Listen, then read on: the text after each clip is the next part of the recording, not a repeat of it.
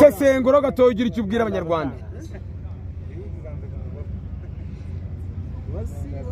Wasiri mu makipe musigaranye iguteye ubwoba niyi iyo ubona yagukura ku mwanya wa mbere.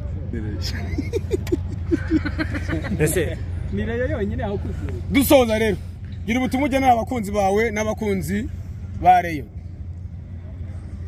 ese Wasiri wabaye kiragisi Jangwani yaratangaje ngo Wasiri ntabwo yemerewe kongera kuvuga. Nibyo koko wahise uceceka. Unze mu byo yavuze. Ntabwo bafite. none se Wasiri wabaye Jangwani niko yatangaje aravuga ngo Wasiri ntabwo yemerewe kongera kuvuga. None se Wasiri wabaye ufite ubumuga se?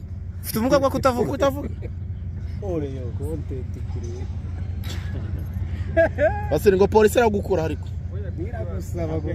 Biragusaba umusemuzi. None ubwo biragenda gute hatarire? Karikeza natabara so asemure. Karekeza. Wasiri arimo aravuga ati abihanganye gato. Wasiri arimo aravuga ngo Rayon Sport ni ya mbere ku mwanya wa mbere. Hanyuma abatekereza ibindi Ati kandi Rayon Sport ndayikunda cyane. Ku isi yose Rayon Sport ndayikunda cyane. Abantu abaturage bose bakundereyo. Hanyuma Wasiri bivuze ko ubu nguyu igikombe bamaze kucyegukana. Ari ku mwanya. Igikombe yacyegukanye. Ubwo Wasiri aravuze ngo igikombe yacyegukanye. Ani makipe akora iki? guteye ubwoba. Asigaye Rwanda n'imyanya yisigaye. Byose ni mu mutwe. Byose ni mu mutwe. Usigaranye imikino ya Gorira, Bugesera, harimo na polisi. Aho ngaho nta numva uzatsikira ikipe gute? Ahantu hose ni sawa. byose ni sawa. Abakinnyi morale ni neza. Wasiri ngo mwahembye.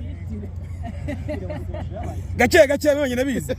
Hanyuma dusoza mu marenga Ngo amezi atatu mudahemba. Uwitwa Ombolenga Fitina yanditse ibaruwa. Nta nubwo anagaragaye ku mukino. Asezera. Aimable nawe harimo turi kutubaza nawe ntiyagaragaye. Kiri icyo ubwira abantu ikibazo cyabo ko kimeze n'uko kizakemuka. Rayon Sport ni ya mbere ndayikunda. None se nuko gusa. Na Fitina nta kimuvugaho. Fitina se ngo ugira utumuvuga. Fitina nta kintu umuvugaho. Ati Fitina nta kintu umuvugaho. Tubwire ku bakinnyi bawe babiri batsinze uyu munsi bose batsindaga igitego cya mbere muri champion hari Basane na Papre. N'abakinnyi bavuga hiki? N'abakinnyi beza cyane. Tubitegeho kongera umubare w'ibitego mu zindi match.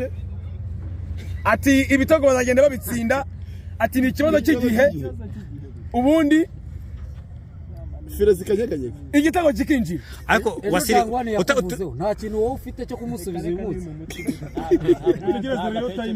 Ubwo aho ngaho ati ni ikibazo cy'imitekerereze.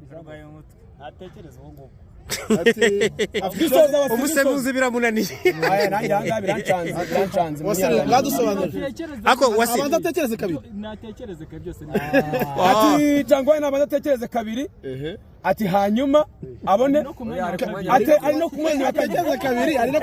Ati cyangwa ari natekereze kabiri ari no ku mwanya wa kabiri. Azarangiza shampiyona ari ku mwanya wa kabiri. Ariko cyangwa wa gatatu. Hanyuma mu matsinda Mu matsinda hazarangiza. Ndege ntizazimenya. Mutware. Kamutware. Hanyuma Wasiri dutondekere kubona eshanu zizarangiza. Eshanu. Ya mbere. Eshanu ubona zizarangiza. Rayon Sport niyo ya mbere. Ya kabiri Rayon Sport. Turi kuvuga eshanu za mbere Wasiri. Mu Rwanda twagiye. Iya mbere ni Rayon Sport. Iya kabiri Rayon Sport. Iya gatatu Rayon Sport. Kane Rayon Sport. Gatanu Rayon Sport. Ese niyo yonyine iri muri champion Wasiri cyangwa n'imyaka ahubwo imaze idatwara ibikombe tubwiye.